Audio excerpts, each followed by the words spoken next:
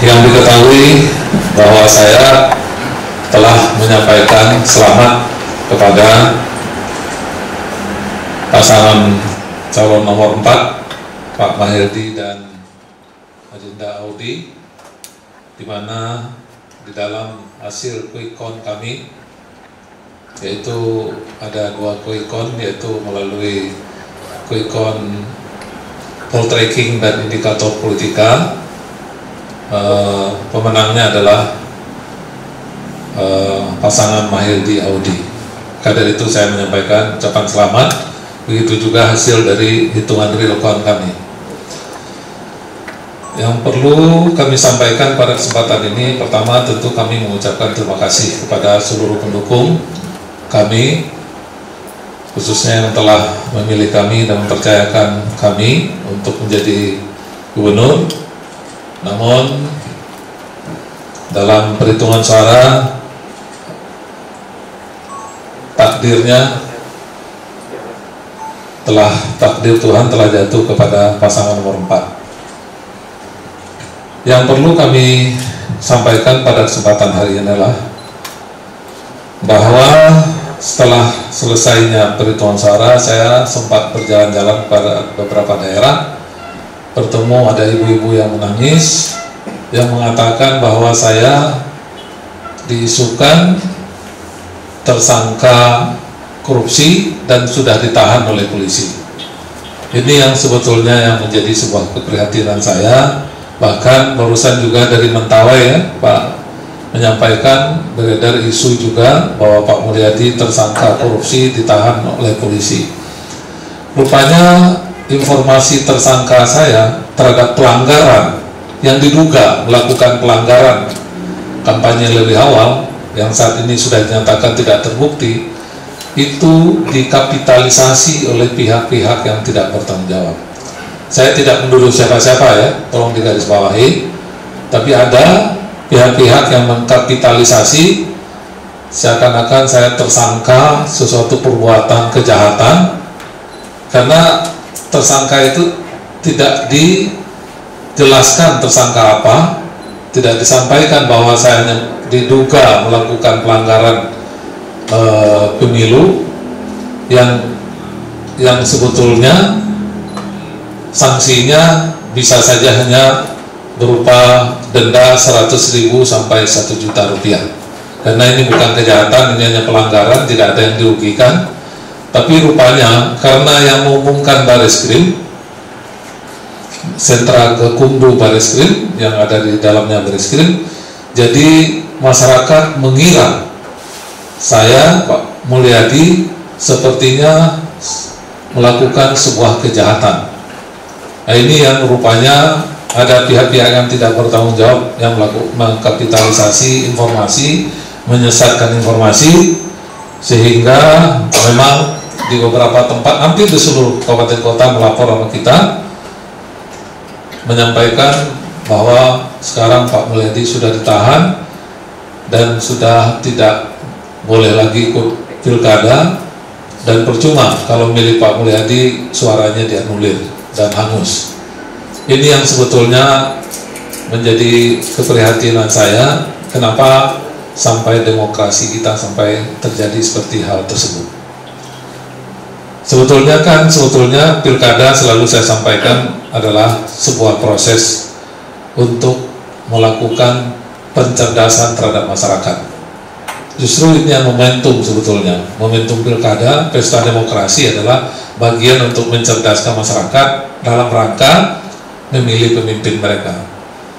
Jangan sampai masyarakat dijadikan objek pembodohan dengan membuat hoax. Tapi saya memang heran juga, gampang sekali masyarakat percaya dengan hoax yang begitu masif, yang sampai ke daerah-daerah, yang mengatakan seakan-akan saya telah ditahan oleh polisi dan tidak bisa lagi ikut pilkada. Tentu menurut hemat saya ini akan menimbulkan terjadinya penurunan kualitas demokrasi kita. Ditambah dengan adanya pernyataan salah satu komisioner KPU, kami sedang meminta klarifikasi dari Pak Iswaryani yang mengatakan seakan disanakan kalau Pak Mulyadi terpilih bisa saja dibatalkan. Nah, ini dikapitalisasi lagi oleh pihak-pihak tertentu berita tersebut, sehingga terakumulasilah informasi-informasi yang menyesatkan ini, yang pada akhirnya sangat merugikan saya. Tapi pada kesempatan ini saya menyampaikan bukan berarti saya tidak menerima hasil pilkada, tapi saya perlu meluruskan, karena kemarin saya jalan-jalan masih banyak orang yang mengira saya ini ditahan oleh polisi. Bayangkan, ini memang menjadi evaluasi kita bersama. Seharusnya dalam hal pelanggaran, apabila seseorang diduga melakukan pelanggaran ketentuan yang diatur oleh PKPU dan lain sebagainya, sebaiknya itu tidak melibatkan institusi seperti Bareskrim, karena Bareskrim diasosiasikan oleh masyarakat adalah terkait dengan orang-orang yang melakukan kejahatan besar dan kejahatan-kejahatan tertentu, pidana-pidana tertentu. Dan seharusnya juga ini harusnya diprosesnya adalah, kalaupun ada aduan harusnya adalah di Sumatera Barat, bukan di Jakarta. Kalau memang dalam hal itu diduga TV One dinyatakan bagian yang ikut terlibat, harusnya TV One yang diundang ke Sumatera Barat, bukan saya yang ke Jakarta, karena saya sedang mengikuti kampanye di Sumatera Barat. Sangat merugikan saya kalau saya harus bolak-balik ke Jakarta untuk mengklarifikasi hal tersebut. Seharusnya TV One-nya diproses oleh Bawaslu Sumatera Barat, tapi andainya justru diproses di Bawaslu Pusat dan teruskan ke Bareskrim. Jadi pada kesempatan ini saya sampaikan sekali lagi, saya sebetulnya menginginkan demokrasi yang dari Sumatera Barat ini semakin hari dan semakin waktu, dari tahun ke tahun, dari waktu ke waktu semakin berkualitas. Karena Sumatera Barat sebetulnya sesuai dengan adat istiadat kita lebih mengedepankan yang namanya budi luhur. Kita punya kultur yang baik. Selalu saya katakan, ada pepatah Minang yang mengatakan nan kuria kundi, nan merah sago, nan bayak budi, nan indah baso. Artinya apa? Sumatera Barat ini sebetulnya tatanan sosialnya lebih mengedepankan budi luhur. Maka dari itu, dengan adanya informasi yang berkembang sampai ke kampung-kampung bahwa saya terkait dengan pelanggaran, bukan terkait dengan tersangka yang sudah ditahan polisi tidak bisa ikut pemilu, saya sebetulnya cukup prihatin sebetulnya. Itu saya ketahui setelah saya keluar, setelah perhitungan setelah tanggal 9 pencoblosan, tanggal 10 saya keluar jalan-jalan. Banyak orang yang kaget, kok Pak Mulyadi masih ada? Katanya udah ditahan polisi. Ini yang sebetulnya memang mengagetkan saya. Maka dari itu pada kesempatan ini perlu saya sampaikan pada teman-teman pers bahwa inilah yang terjadi dalam demokrasi kita yang di Sumatera Barat. Tapi namun demikian, saya tidak lagi mempersoalkan apapun hasilnya, tapi ini adalah dalam rangka memperbaiki tatanan sosial yang ada di Minangkabau ini, supaya tatanan sosial kita di masyarakat ini jangan sampai rusak hanya gara-gara kita melaksanakan pilkada. Padahal pilkada adalah suatu proses pesta demokrasi yang harusnya kita lakukan dalam keadaan senang, dalam keadaan bergembira, tidak saling menjatuhkan, tidak saling memfitnah, tidak saling membuat hoax dan lain sebagainya. Apalagi instrumen hukum ikut bermain dalam hal ini. Dalam pertanyaan saya, mau dikemanakan demokrasi kita ke depan kalau hoax, kalau fitnah, apalagi instrumen hukum menjadi bagian yang bisa menentukan dalam proses akhir dari proses demokrasi itu. Ini yang sebetulnya menjadi kegundahan dan pertanyaan kita semua. Saya betul-betul kaget dengan informasi-informasi yang masuk dari seluruh DPC yang ada di instrumen kita yang ada di seluruh kabupaten kota, yang sampai ibu-ibu mengatakan katanya Pak Mulyadi kan sudah ditahan, katanya Pak Mulyadi ini, bahkan yang lebih sadis lagi, dikatakan Pak Mulyadi ini tersangka kasus korupsi luar biasa. Jadi saya memang agak terheran-heran karena saya tidak terbayang bahwa bakal ada yang mengkapitalisasi informasi tersangka itu sejauh itu gitu. Itu yang memang di luar dugaan dan di luar akal sehat saya. Tapi tidak apa-apa, ya, kita sudah selesai melakukan proses demokrasi.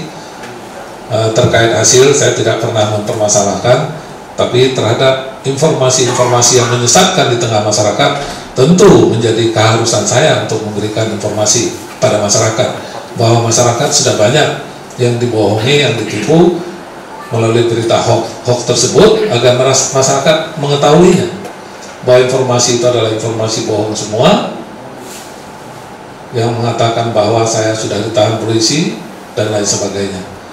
Padahal ini hanyalah sebuah pelanggaran yang pada ujungnya